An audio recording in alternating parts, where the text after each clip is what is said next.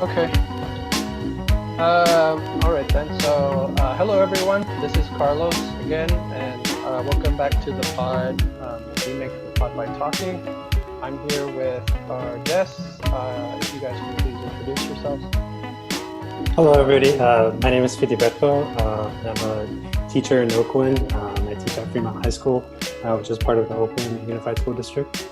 So I'm Michael Aire, and I'm currently a postdoc with the Inequality America Initiative at Harvard University. And in fall of 2021, I'll be joining the Department of History at the University of Nevada, Reno, teaching Mexican American and Borderlands history. I guess. Yeah. I'm Takashi. I'm a high school teacher over in Los Angeles. I've been teaching for the past 8 years. I taught math and a variety of other subjects like science. And I did ethnic studies and math as an undergrad. And I'm one of the co-hosts, but I'll just be like probably asking questions or stepping down back and forth for this one. But it's nice to meet you all. And Mike, it's nice to see you again. Yeah, so we went to undergrad together, Takashi and I, and Okay. I think it was like 2 classes that we had together. Yeah, it's like a history or ethnic studies class. Yeah, something like that. But I mean, it's hard to dislike Takashi, right? It's a lot easier to like him. So we got along great back then, and obviously we kept in touch over the years. That's cool.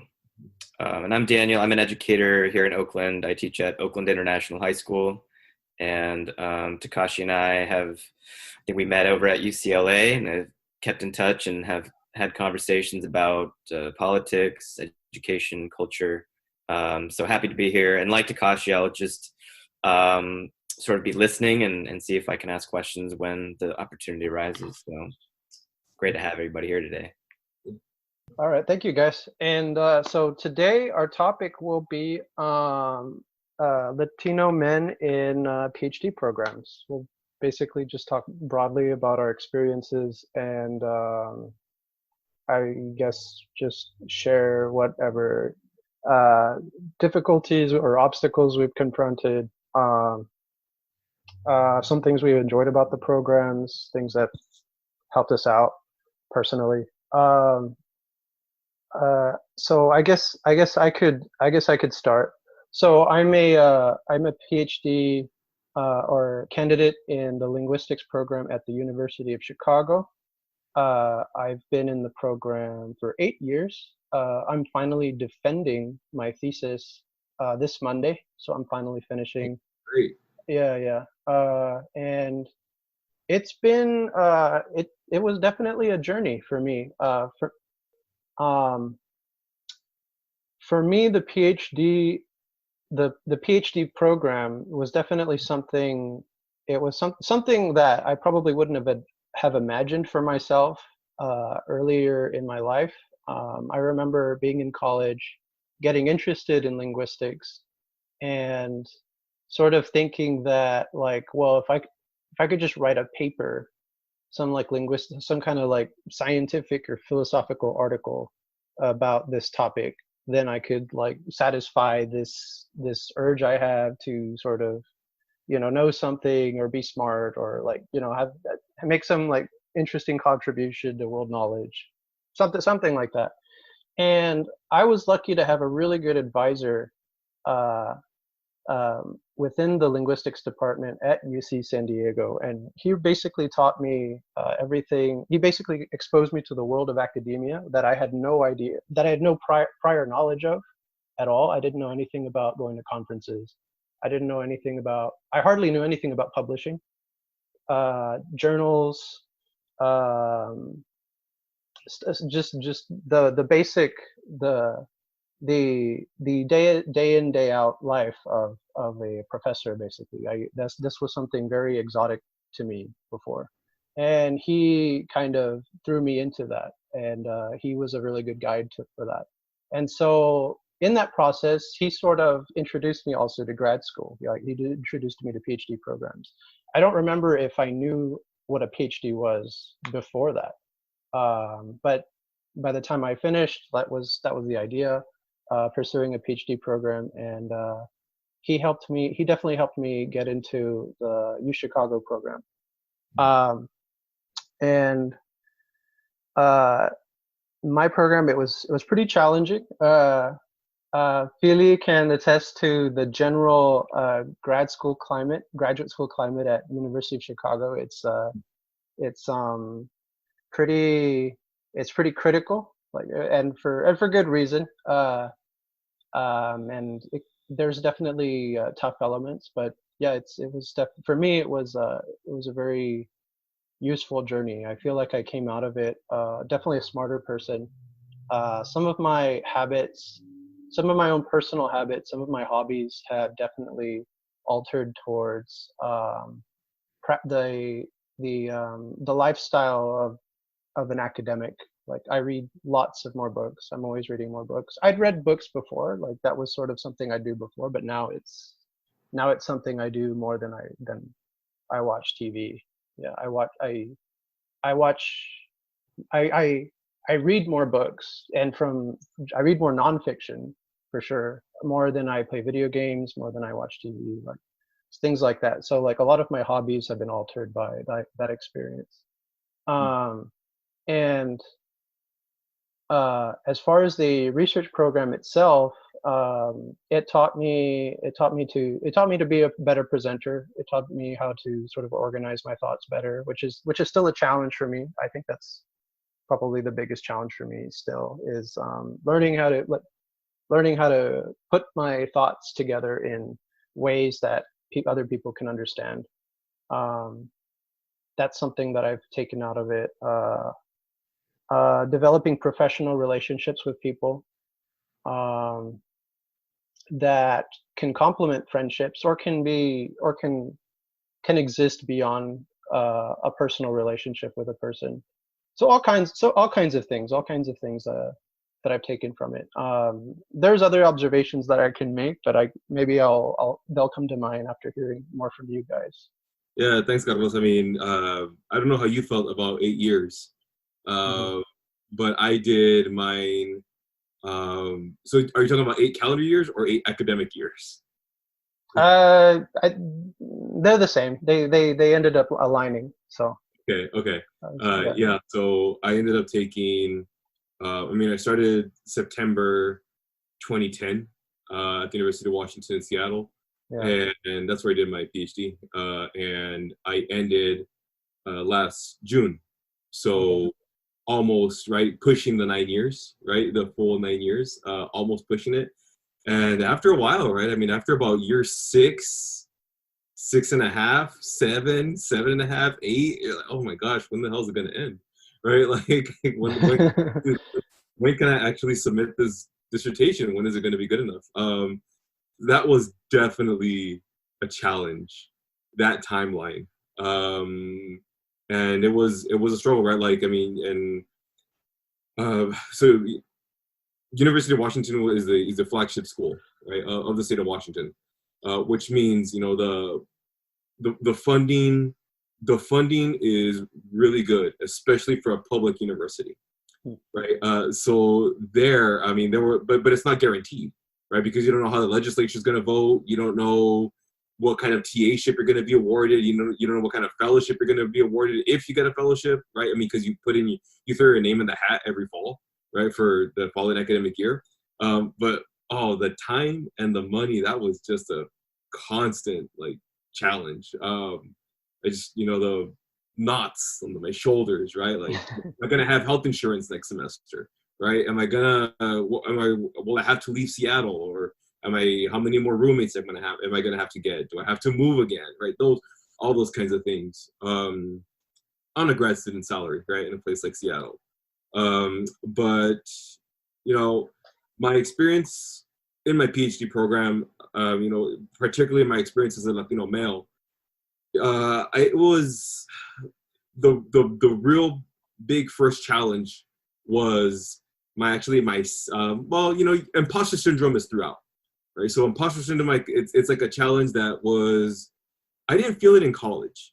I felt good in college. I didn't have imposter syndrome there, probably because I'd never heard of it. But then I got to grad school, and then I felt, my gosh, all these people know way more than me. I'm always playing catch up. What's going on?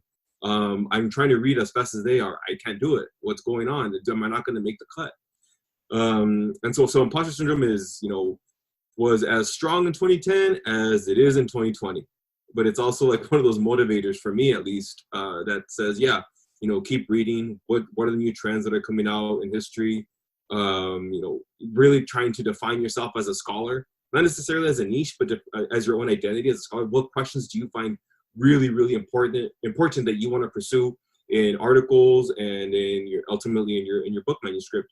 But I think one of my real big, non-imposter syndrome challenges came in my second year of grad school.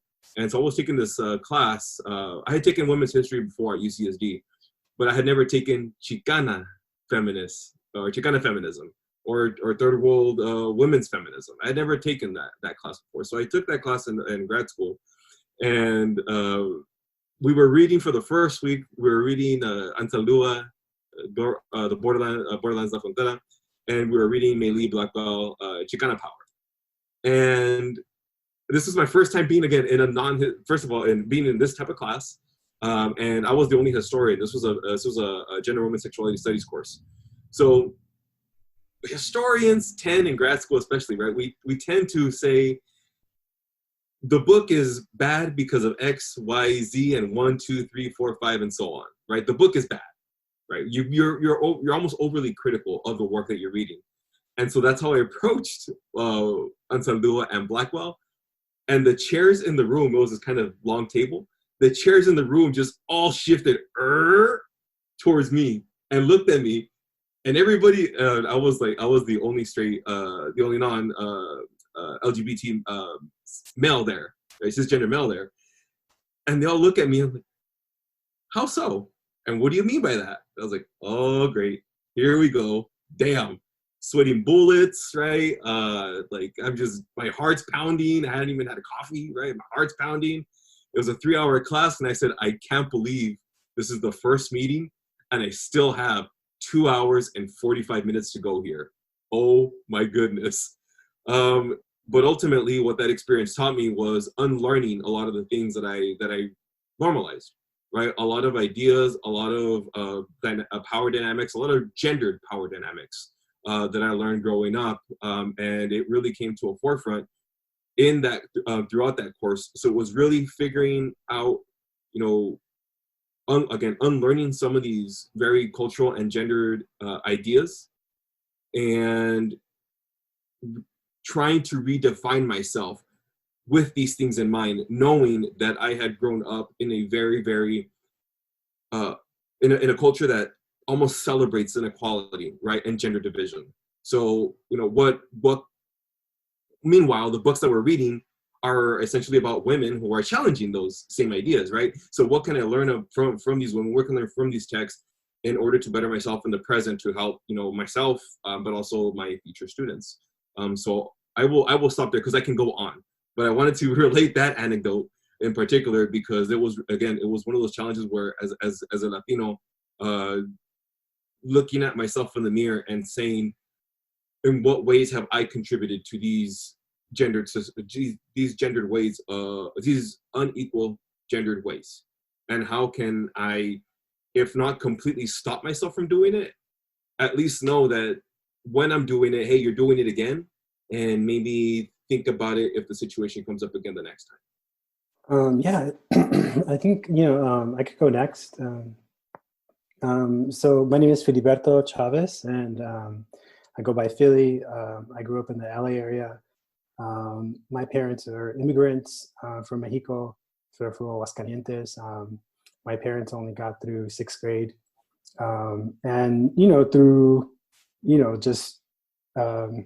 like for me, I was just, the strange kid, who was really into school, and, I just devoured, school books, and, I just wanted to know more. And when I was in high school, I started taking community college classes, and, like in through high school, by the time I finished high school, I had like a year done of college, like prerequisites I had already finished through a federal program called Upper Bound.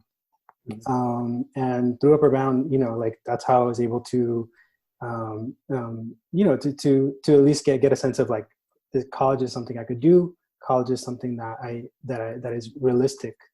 And then from there, I just, I applied to the schools that people are saying like, oh, like those are good schools, like you should definitely get into, and I went to UC Berkeley, and, through, even though, again, my parents were undocumented, and so it was like, it was very, very like, like my parents, my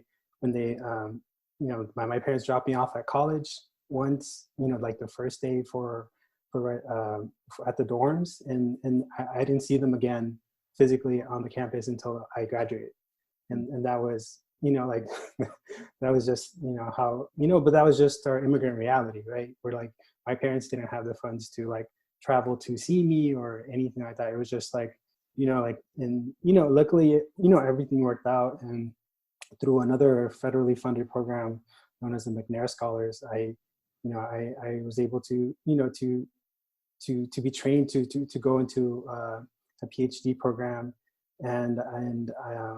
and I did. I mean, I think, I started at the, after leaving in 2010, which was the Great Recession of that time.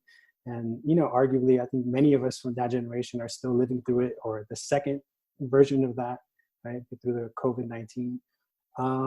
And I returned to LA, and, after trying to find a job for a while, I was also applying to graduate school.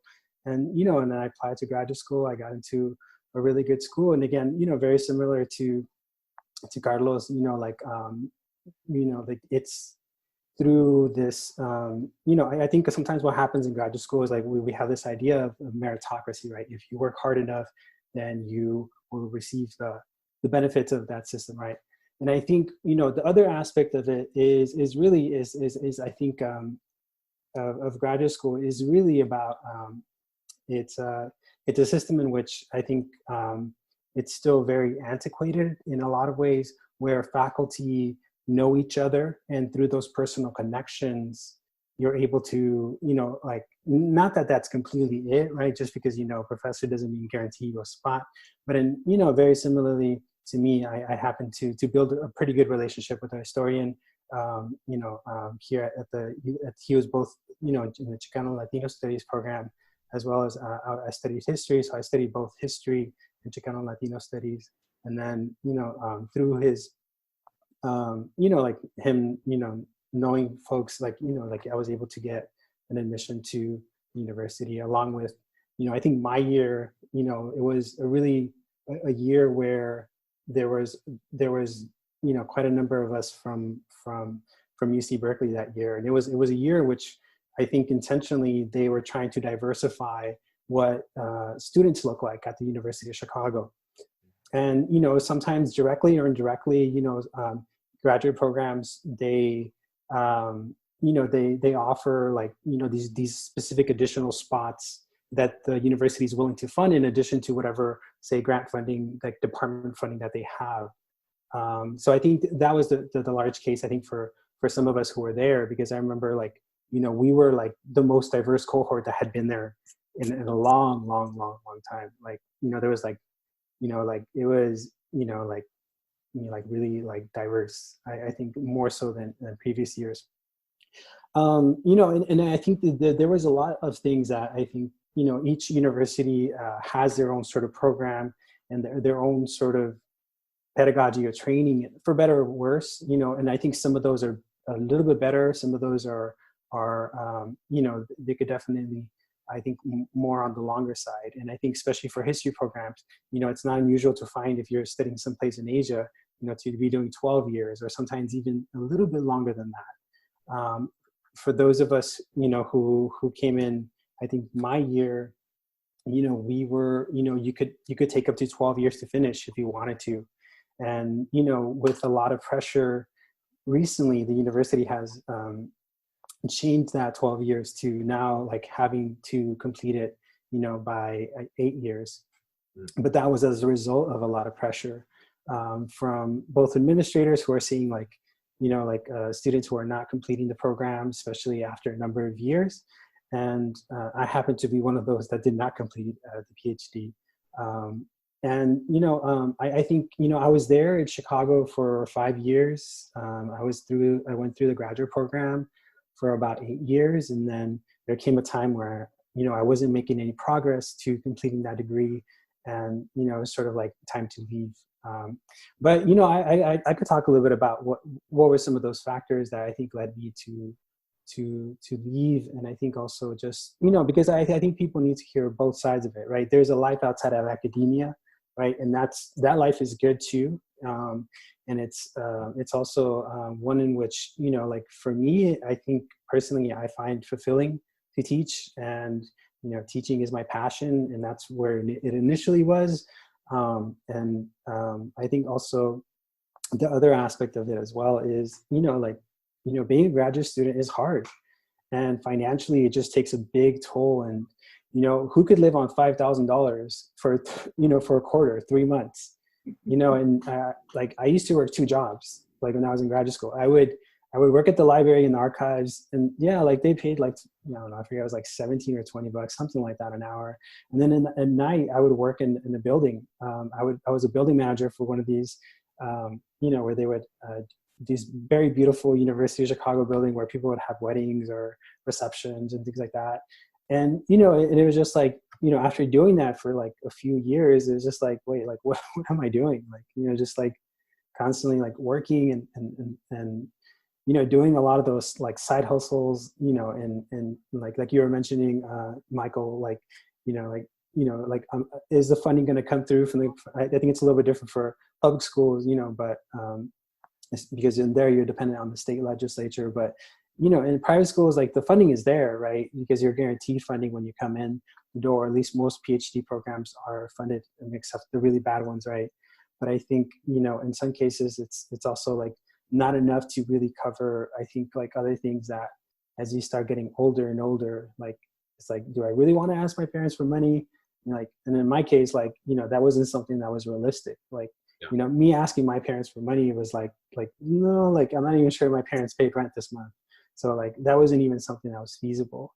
So I think, like roughly about my 5th year, I made the transition, to going to teaching. And I went the fast route, or the, Teach for America route, where, and, pretty much I learned how to teach on the job. And, for better or worse, frankly, I've talked to many educators who done the teaching credential, through the traditional method, where they have like a full year of training, and as well as like others who, who come in through non-traditional credentialing programs.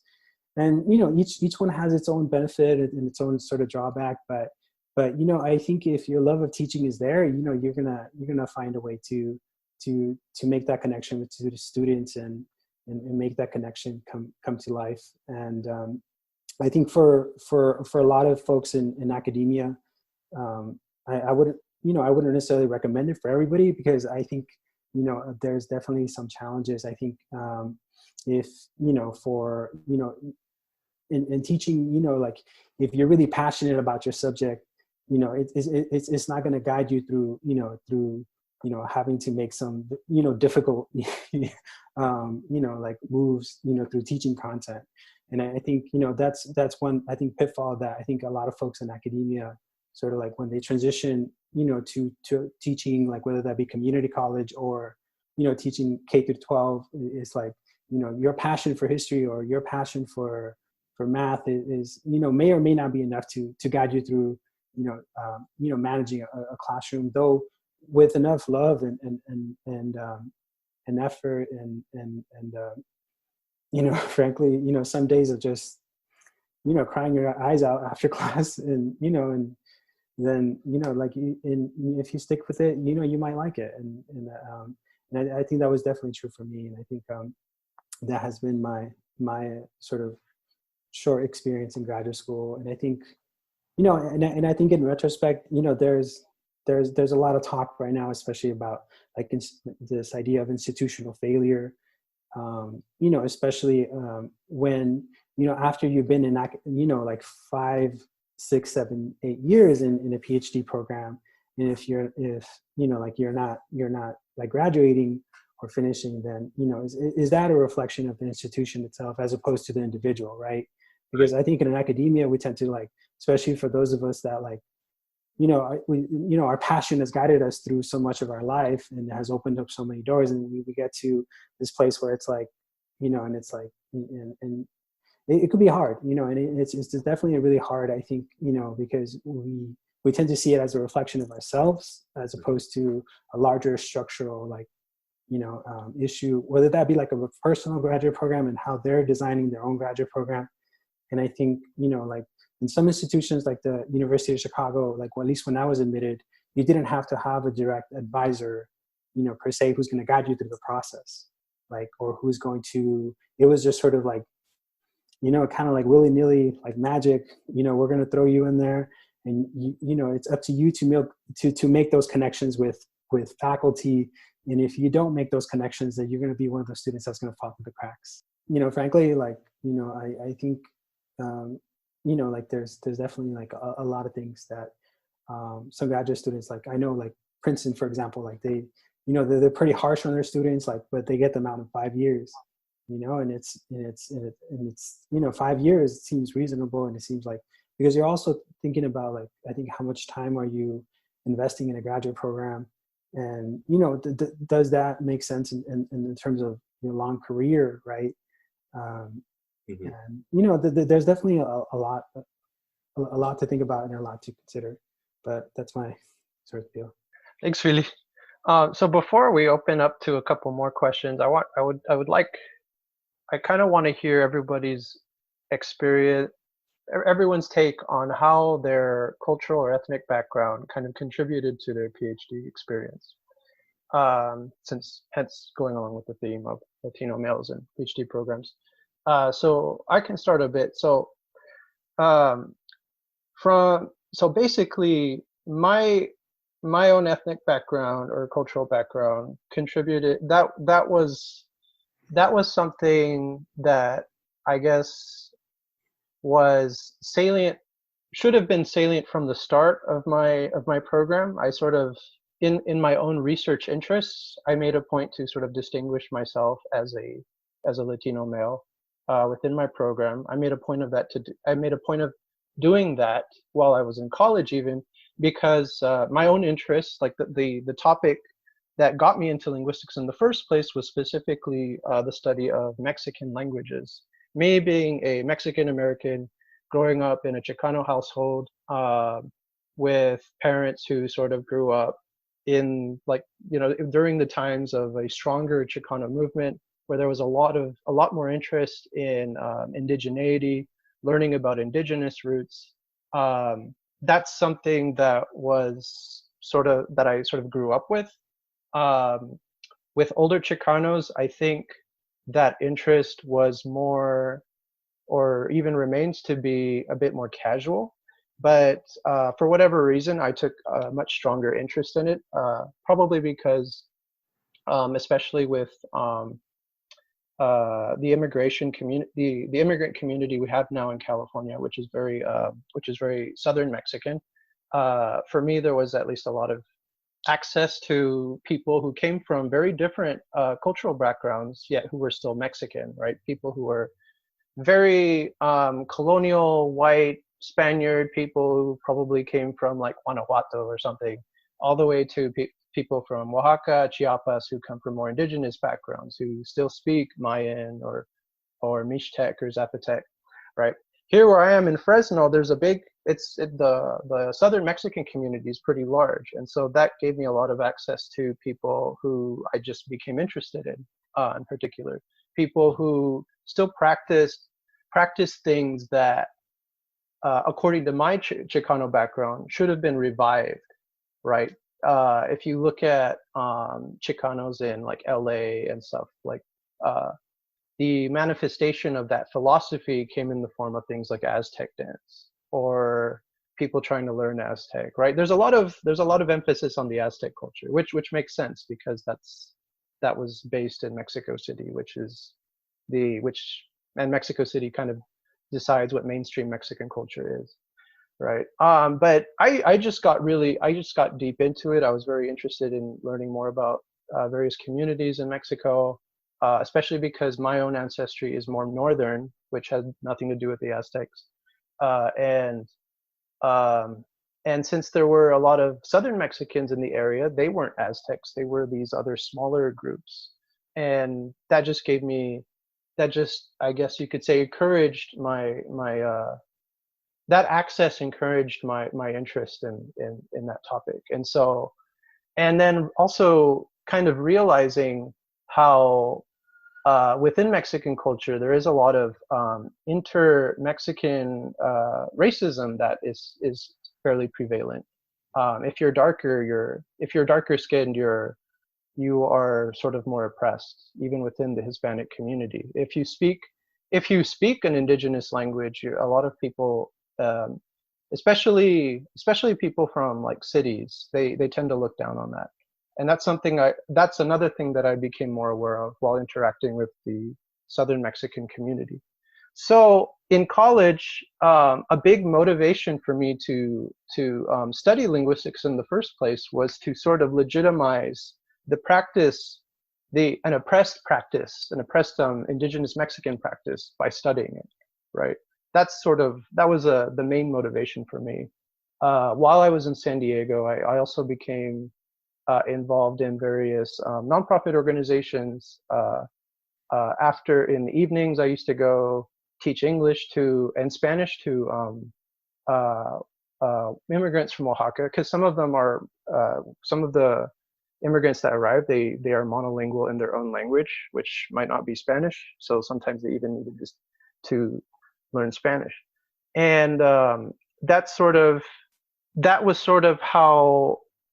was a manifestation of how I saw myself as a scholar. Like, I was more of an activist scholar, specifically grappling with the issues of indigenous Mexicans, people who still practiced this culture that supposedly was wiped out by the Spaniards, that as a Chicano I was supposed to cherish, right? At least at some abstract level. Yeah, and so that's really how I saw myself. That's how I developed my identity. And then being Latino myself, that sort of facilitated that, right? If I was not Latino, trying to help a super minority within the Hispanic community, that would have made less sense. But I was already someone who kind of had access to this community, at least in a cultural way, just by virtue of being having my ancestry from the same country, or having some cultural similarity, right? And so going into my PhD program, that's the mentality I went with while entering that, right? I was going to be something like an indigenous scholar, someone who was going to promote Mexican indigenous culture by elevating one of its practices, in particular the practice of language, right? By bringing that more into academia, by having it be more researched, by having more knowledge produced about it. And that knowledge could then be used by those communities, right? A lot of these communities, they're illiterate, they don't have a writing system for their language. By just having more research and more knowledge about their own culture, legitimized by, I guess, the academic field, by academia, by publishing and all of this, that would give them more tools to use to help themselves produce things that they would need to sort of protect their own culture. So that's the mentality I went with going into the PhD program. And so I noticed after entering it, how difficult it was to sort of have an activist, even in that sense, an activist agenda as a scholar, because PhD programs are not about activism. PhD programs are about producing research, producing objective knowledge, just for the sake of the field itself. And so throughout my program, I always felt at odds with my own values. I always asked I would produce papers. I would go through my qualifying papers or these basically these paper examinations where I had to demonstrate that I could produce a manuscript that could be published, right? And I would write these things and I'd pass eventually, and then I'd ask myself, like, how is this going to help it? Like, how does this help anybody? Like, I did do my the research is about a Mexican language, so I study MEChA, and the research was about MEChA, yet the topic is very abstract. The topic's too abstract to really be used by anyone except for an academic. The research question is too philosophical and not really based on utility, right? On any sense of utility. Sure, there's data that I contribute, that I add into the manuscript, but it's very limited, right? It's very limited. It's too limited to really be of more general use. And so frequently I would find myself at odds with my own values in terms of grappling with the philosophy of being a researcher, or a very objective researcher who has no agenda except to produce for the field, right? To produce very, very general knowledge, asking more philosophical questions rather than trying to produce things for real people. So that was something that was probably the biggest thing related to my own background, my own ethnic, cultural background, that contributed to my experience. Trying to negotiate my role as a researcher, and also like my values as helping as providing some service to a super minority within the Latino community. Beyond that, I think my experience, I think being Hispanic shaped my experience in other more minor ways. I'm pretty sure I was like racialized to an extent. Like, people would assume that I spoke Spanish. I didn't. I learned to speak Spanish in college, and I would say that I still wasn't really fluent yet when I arrived at the PhD program. Now I'm fluent, but that's, it's taken a while. So I think I would get profiled that way, and that's sort of a big thing when you're at least when you're Mexican, and maybe when you're just generally Hispanic. Being profiled is always iffy. Like, I always feel weird when I'm profiled. Yeah.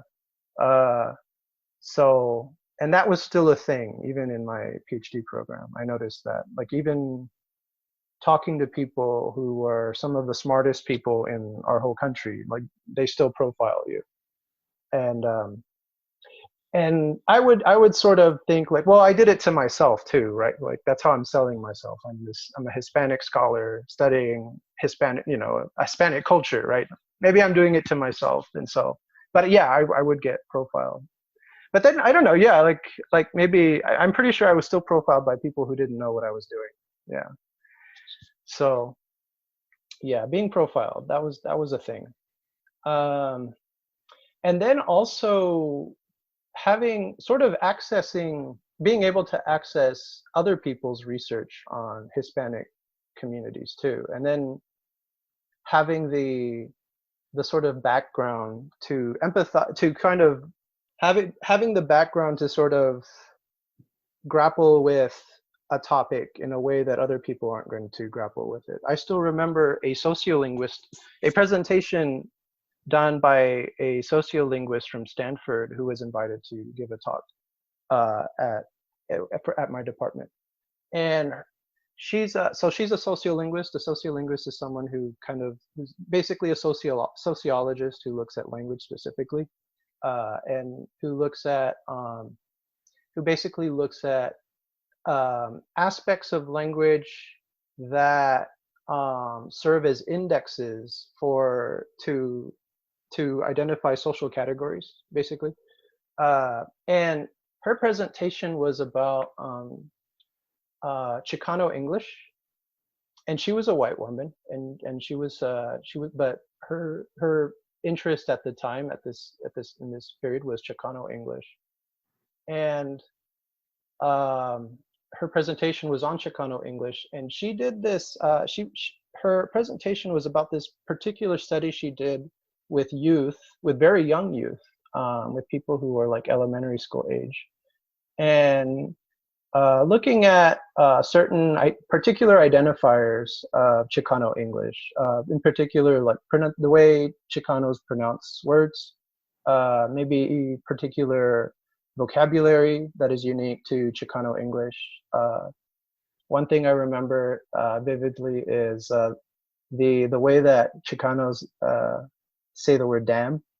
You know, we'll like kind of elongate it and stuff, like and say things something like, oh damn, something like that. Like that's sort of a Chicano English thing that she brought up, right? And I was self-conscious and said like, yeah, okay, I guess we do that. But I remember also being a little bit offended by that presentation, because it just seemed very invasive from my own,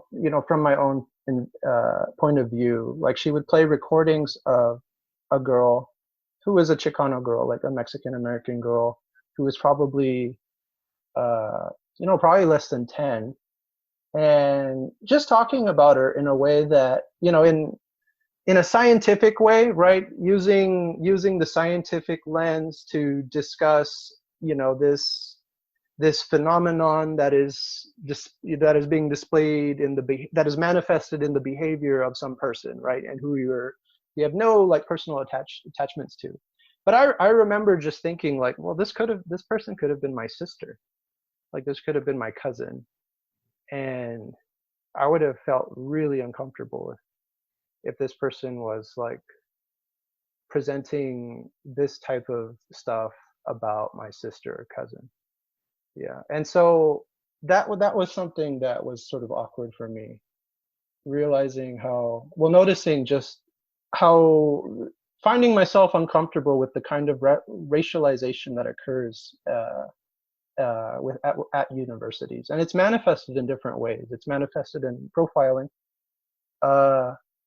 And then also another form of profiling, which is sort of, I guess, white people seeing you as a research topic. Like that's just to put it that way, I guess.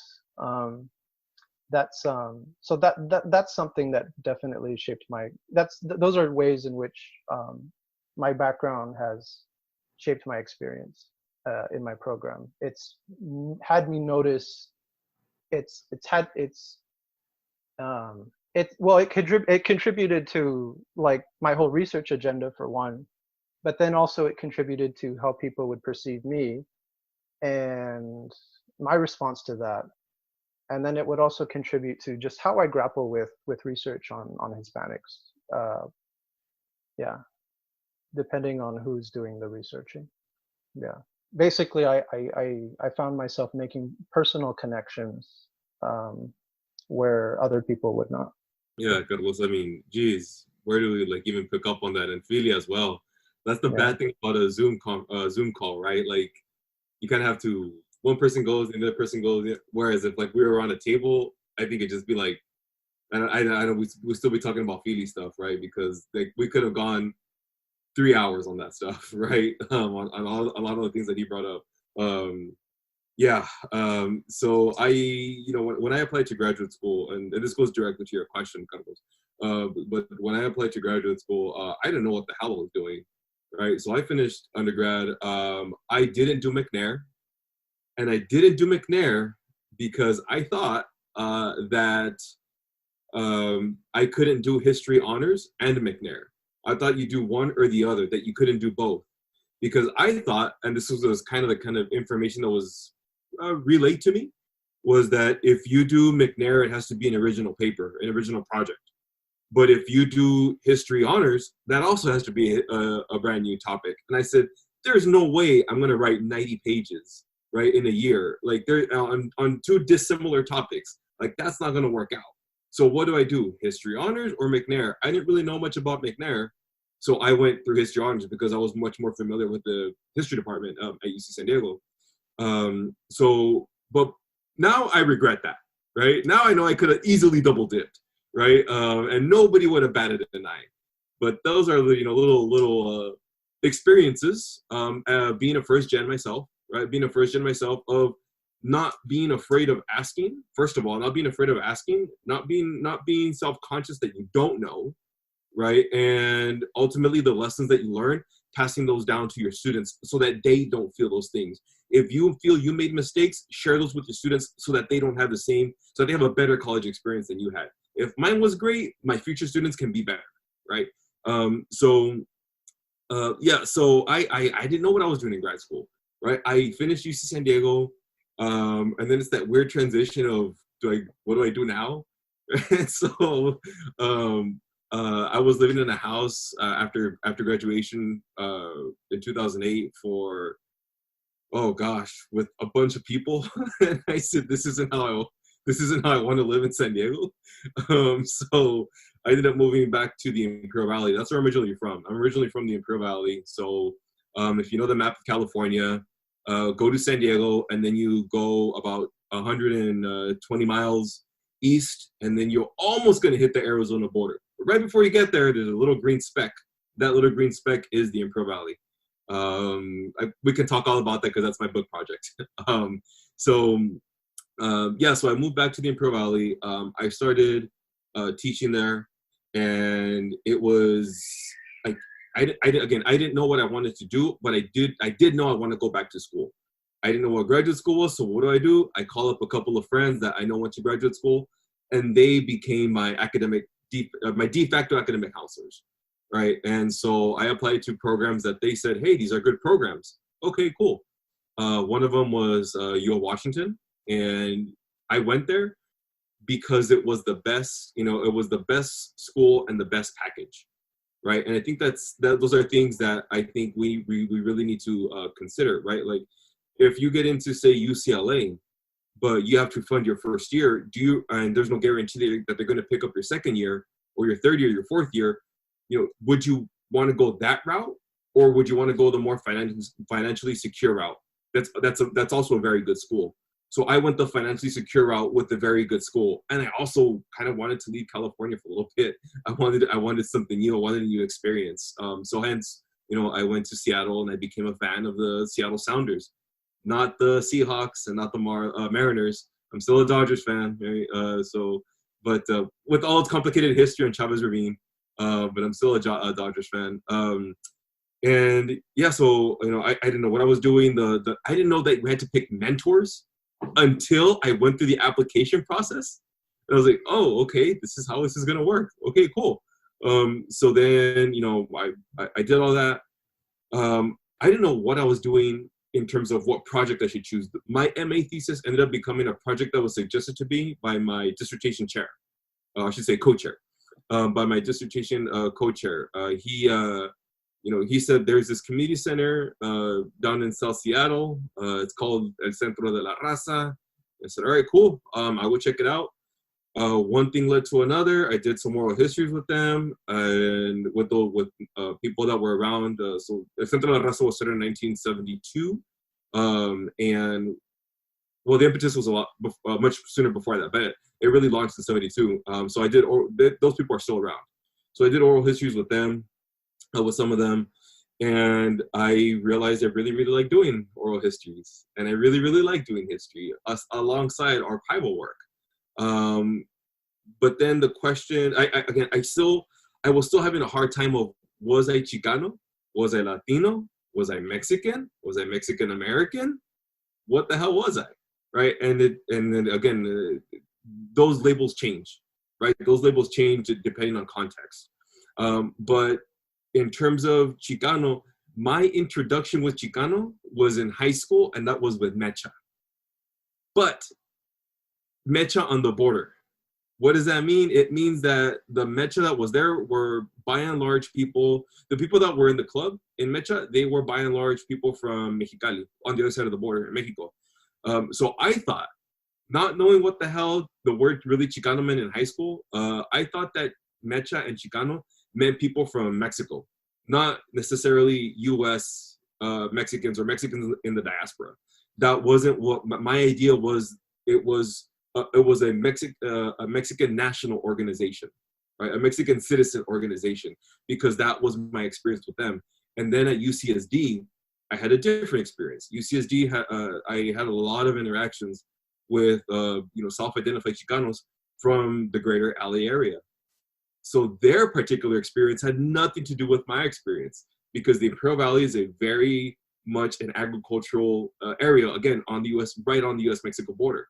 So very different dynamic than what they're talking about, say at Boyle Heights, like that, there's a bunch of things that are going on there, and there's Dodger Stadium, and meanwhile, the field was getting repainted at the high school, and that was like front page news, right, back home. So it was a very, very different dynamic between, what the term Chicano meant from, me coming from, again, this very agricultural community on the U.S.-Mexico border, versus the interactions I had with many, many people from the greater LA area.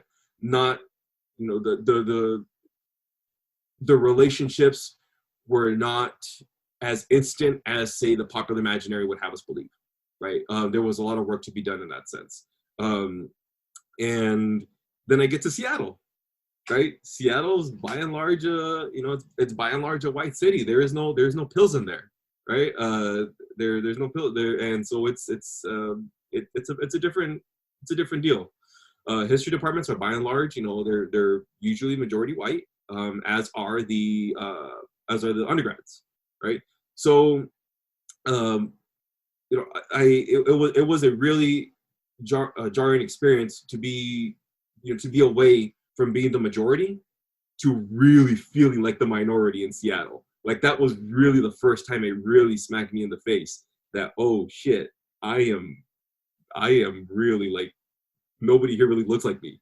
Nobody here really talks like me. Nobody here really gets the references like me. And I code switch a lot because I grew up bilingual. So I code switch a lot without really knowing, doing it consciously, right? It just happened subconsciously. And then I'd have people kind of look at me funny. I was like, oh shit, I'm sorry. Like, let me go back, and this is what this means and whatnot. So it had a lot, I had to learn how to speak in particular context, right? In one language or the other, which I never had to do in San Diego, even in the classroom, right? I didn't have to do that in San Diego, and I sure as hell didn't have to do that in the Imperial Valley, in Calexico. So, once I get to Seattle, this is really when I start to getting this sense of, yeah, I really am Chicano. I really am Latino, right? And I'm not remotely ashamed about it. And if anything, I need to work really, really hard on myself so that these histories don't get lost, or they don't get left to for others to tell, right? Kind of like your story, Carlos, about this social linguist who the way I heard that story, Carlos, was that this person almost treated Chicanos as a pet project, right? And that to me is like, it's rather infuriating, because as I was doing these oral histories at Centro La Raza, and as I progressed in my graduate education, that's when I said, no, like, this is very personal to me. It's strong intellectual work, but it's very, very personal to me, because again, there is no single Latino or Chicano experience wherever you may be. And so the larger diaspora from Central and South America, right, everybody's grouped as Latino, right? That includes people who are, they can be people of African descent, or they can be, the sons and daughters of diplomats, right? And be white in their country, right? There's a grand disparity there, right? And so as I progressed in my degree, in my program, I really, really wanted to think about how to do history as ethically as possible, but also be as critical as possible, right? And that, the sense of my ethnic identity, I struggled quite a bit with it, because as I was writing the history of El Centro de la Raza, and especially as I was doing my dissertation, I felt, am I being a traitor? Am I being a traitor to my own raza, right? Am I being a traitor to my own people by being really critical about certain historical actors, right? Am I being really critical of people who struggled really hard against city governments, against state governments, against the federal government to achieve, funding. Head Start being one of those, right? Head Start, or whether it be Vista, or whether it be some other program, federally funded programs, like almost to gain access to these programs, the grants in and of themselves were almost reproducing the racialized language of the state, right? But then they get funding, and then they on the ground, the reality is different, right? They're providing services and whatnot. But I was struggling quite a bit with it. Again, am I being a traitor to my raza? Am I being a traitor to my people by writing this type of history? And ultimately, I let that go. I said, no, this is necessary, right? This is necessary because, if we don't take a critical look at the past, then ultimately I'm not going to say we're going to end up repeating it. I don't like when people say that. So it's not like we're going to end up repeating it, but I think a lot of the trends are going to be coming up again. And so if we take a critical look at history, then I think we can really, really understand the struggles that people went through on the ground to make the changes today, right? And so that we learn, so that hopefully we can make a better tomorrow from the mistakes that they made and the mistakes that we're doing today to make a better tomorrow. And it was, like I said, it was really, really hard, right? It was really hard coming to terms with that. You're talking about, Carlos, you mentioned about this sense of, or this idea of racial profiling. At times it kind of bothers me, right? Like people want to start talking to me like about, whatever the selección did, the Mexican national soccer team, right? It's like, oh, God, I don't know. I actually missed the last World Cup because I was busy writing my dissertation. I legitimately missed the last World Cup. I was talking about it. My friends turned around. It's like, yeah, dude, you're talking about, the one that you're talking about passed like 8 years ago. Oh shit, that's right. My bad. So even some of those things, kind of do get annoying, and but what got really, really annoying was like one time when I was walking down in Seattle, down in Capitol Hill, because Capitol Hill right now in Seattle is known as it was known as the Chaz, the Capitol Hill Autonomous Zone, right, with the George Floyd protest. Then became the CHOP, the Capitol Hill. Oh gosh, I forgot what the OP stands for. But Capitol Hill something. But I was walking down there, and there was this one bar that was just like straight up, lucha libre stuff and taco this and taco that, and it was Cinco de Mayo, so of course people were, being idiots and whatnot, doing kind of like the mariachi yell, right? But with the help of tequila, plenty of it, and I remember walking back to my car, getting into my car and driving home, and feeling like absolute crap. And I felt like crap because I said, this was like maybe my 4th or 5th year in grad school. And I said, my goodness, no matter how hard I work, no matter how hard I struggle, no matter how many things I achieve, I can still be boiled down to a caricature. And it's okay. Why is that okay? Right? Why is that okay? Why is that okay oh no, it's just in good fun. Like, oh, maybe to you, but if we have the same access to the same institutions, to the same structures, then we can talk about it being fair. But until that's a reality, right? I don't think it is, right? I think it's ultimately that quote. It's just being playful. It's just being, we're just being funny. It's just a good time.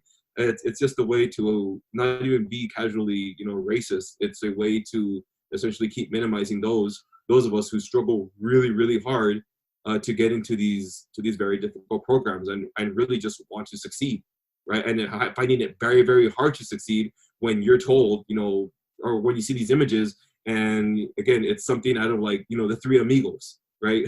Which, by the way, was so frustrating because I really liked that movie as a kid, right? Because that was like right, it was that and like Cheech Marin's Born in East LA, right? Like, so, what's it called? Paul Rodriguez, right? Leon Tuquan and whatnot, right? All those movies. Anyway, so, as I was doing this, making these, how did all these experiences influence the way I write and approach history? Again, how do I be an ethical historian? How do I be a critical historian? So when I do oral histories, especially when I do oral histories, I involve the narrators in the process as much as possible, in the writing process as much as possible. So I say, hey, did I get this right? And make sure, can you see this, to make sure that this is right. If I think I write the most brilliant paragraph, but then they say, oh, you know what? I don't feel comfortable. I don't feel comfortable sharing this anymore.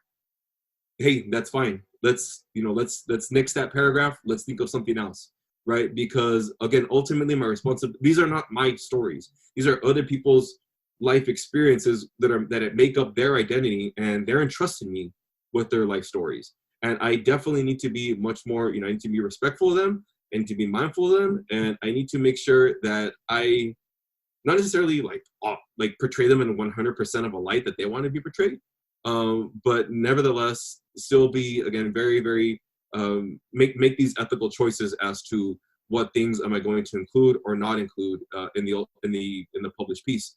And again, very similar problem that you were having, Carlos. What's this for? Right? What am I writing these publications for? Who is this book going to be for? Who are these? Right? Who is this? Like the master's thesis? Who the hell's going to read it? People that worked at El Centro de la Raza, or that are still involved in it. There's a lot of language there that's inaccessible, right? Because I'm writing for an academic audience. So in graduate school, again, going back to the ethics and about my own sense of being Chicano, I said, so I learned quite a bit about the Chicano movement, not again in high school, quite a bit in college. I had the good fortune of working with David Gutierrez at UCSD,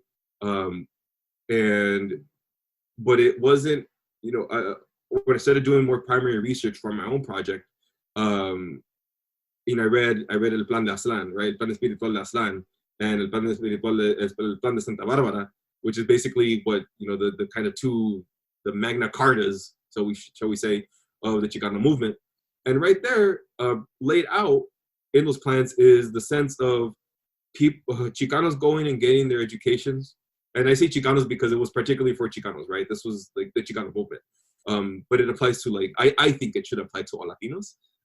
But I'm speaking in particular to Chicanos, about Chicanos. It says, Chicanos go out and get educated, and then they come back to their neighborhoods, right? And they give back and they share that knowledge. And I said, yeah, I'm absolutely 100% down with that. I agree with that. So in doing these oral histories, I said, there's got to be more than I can do. And then I discovered something called public scholarship. And in public scholarship, I got quite involved in it at the UW, at University of Washington, where I did the certificate of public scholarship there. I did this thing called PAGE, which is the publicly active graduate education through Imagine in America. So I went that route, and then these oral histories went up on a website on the Seattle Civil Rights and Labor History Project, and I try to make it as accessible as possible. There are still limits to it, right? Like, you need to be able to navigate the page on the Seattle Civil Rights and Labor History Project in order to get at this. If you're somebody that works 45, 50 hours a week and then has 2 kids, you may not be able to read every single thing that comes out. Right, so you need to be, maybe it's about how to make these histories into a quick blurb. As painful as it is for the historian to make, to condense 10 pages into 110 words, sometimes that's what you have to do to reach the most audiences, right? And sometimes that's what you have to do in order for the communities that you write about to be able to engage you, interact with you, listen to you, and speak back to you. So it was it's like I said, it's been a very, my sense of identity, ethnic identity, is one that I never thought about, again, really, because I just grew up amongst Mexican majority. Okay, I grew up by far Mexican majority in Calexico. Again, it's right on the border. My grandma's house is on 5th Street. That means it's 5 blocks from the actual fence. Right, and then you walk 2 blocks and it's the port of entry. So it's really, really close. Right? So I didn't really think about my identity aside from being Mexican growing up, and then after 18 years old, then I said, okay, there's this thing called Chicano, this thing called Latino. I'll we'll see what's up with that. And then again with going to grad school, and then coming over to Harvard, and then going over to UNR, many things, whether it's ethnic identity or someone's own sense of identity, whether it be their personal identity or their academic identity, I think it's always in process, right? It's not static, so it's constantly changing, and like that's something that the history books, Chicano history and Mexican American history and Latino history teaches us, that things are they're constantly changing, usually from the bottom up. And I think this is once I started to understand that and see that, I became much more comfortable in allowing myself to be flexible with these identities, and be flexible to even rethinking what the parameters of history should be, and what the parameters of teaching should be. Because it's not something that's, there's no manual on how to be Chicano. There's no manual on how to be Latino, right? There's no manual on how to be a good teacher, despite what all the damn, teaching credentials tell you, right?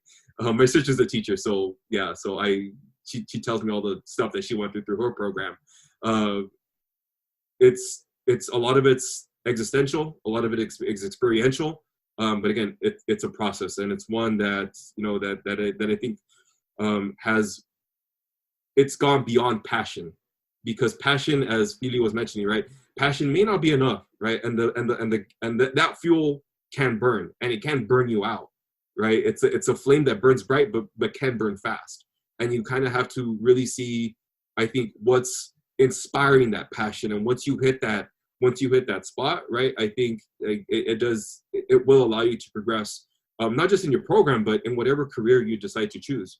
And so, but again, I think it really comes down to me, being this guy, this Mexican who became Chicano later on, from Calexico, California. It was a very long process to get to this point, and it really is no surprise that my book is on the Imperial Mexicali borderlands, right? Because there were so many questions that I wanted addressed that other secondary scholarship wasn't addressing. And I said, okay, I'm going to do it then. Like, this is my project. I want to do it because this is my hometown. This is like, I know these streets. I know the dynamics of this particular border area. And I'm beyond what we already know, these experiences that we already know coming from major urban centers across the West and Southwest. So again, I can keep going, but I will yield to Fili.